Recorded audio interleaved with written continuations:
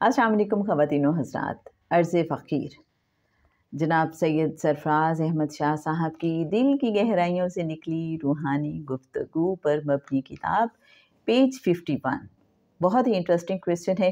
کچھ اولیاء اللہ کے بارے میں صاحبان علم و عرفان بتاتے ہیں کہ دنیا کو ان کے مقام و مرتبے کا ان کے دنیا سے جانے کے بعد پتہ چلے گا، ان کی حیات میں نہیں. سوال یہ ہے کہ ایسے اولیاء اللہ کے مقام و مرتبے کو ان کی زندگی میں مخفی رکھنے میں کیا حکمت ہے؟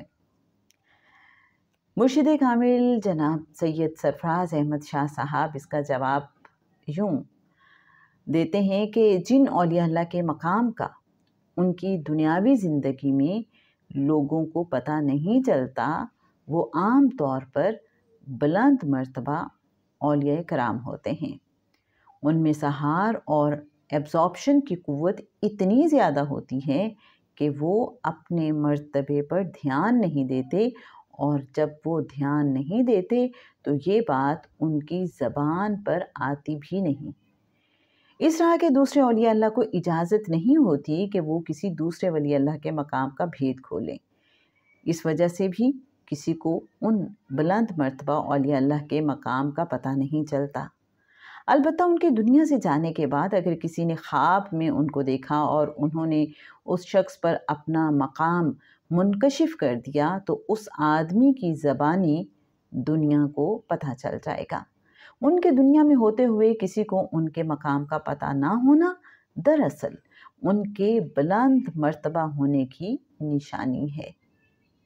آپ نے نوٹ کیا ہوگا کہ پہاڑی نالے کی گہرائی بمشکل 3-4 انچ ہوتی ہے، لیکن اس کا بہاؤ بہت تیز ہوتا ہے اور اس کے بہاؤ میں شور بہت ہوتا ہے.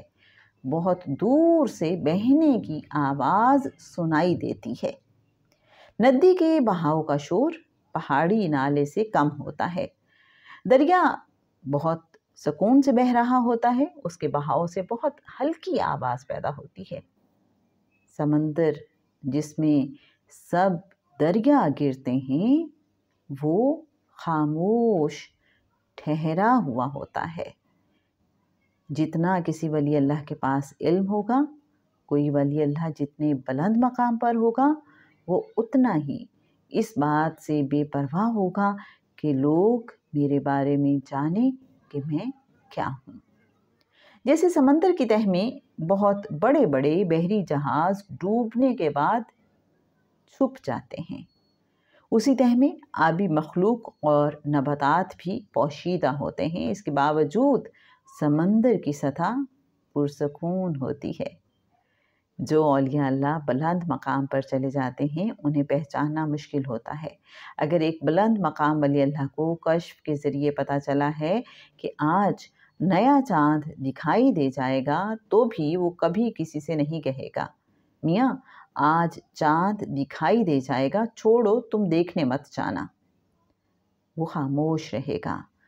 بلکہ جب سب لوگ نیا چاند دیکھ رہے ہوں گے تو وہ بھی ان کے ساتھ کھڑا ہو کر آسمان پر نظر جما دے گا.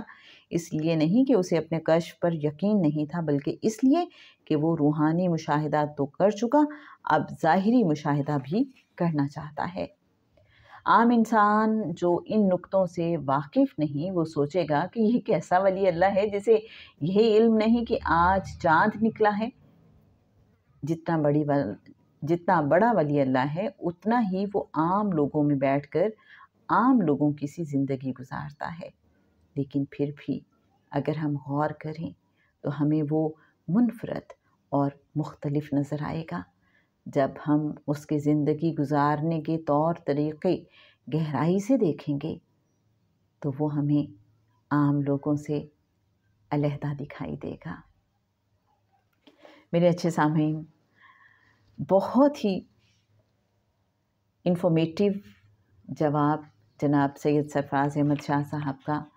اور آپ دیکھیے کہ اگر آپ کی روحانیت میں دلچسپی ہے، صوفیزم میں انٹرسٹ ہے آپ کا، تو اس میں بہت کچھ سیکھنے اور سمجھنے کو ہے. بہت سے روحانی نقطے بیان ہوئے ہیں کہ کوئی ولی اللہ جو جتنے بڑے مقام پہ ہے وہ سمندر کی طرح اتنا ہی خاموش ہے، اور بہت نکتے کی بات کہ چونکہ ولی اللہ ان چیزوں سے مبرہ ہے، وہ سوچتا ہی نہیں اپنے مقام کے بارے میں، اس کا دھیان ہی نہیں جاتا، تو اس لیے یہ بات کسی کی زبان پہ بھی نہیں آتی، اس کی اپنی زبان پہ بھی نہیں آتی کہ میرا کیا مقام و مرتبہ ہے۔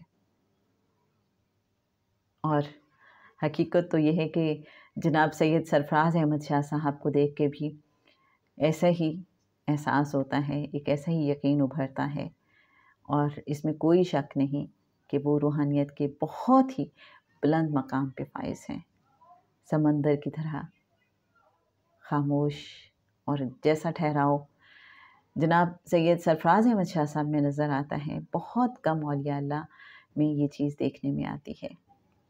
جناب مزید بہت سے ایسے ہی انٹرسٹنگ کویسچنز اور ان کے آنسرز جاننے کے لیے ہمارے ساتھ رہیے، دیکھتے رہیے Sufi and moral stories YouTube channel.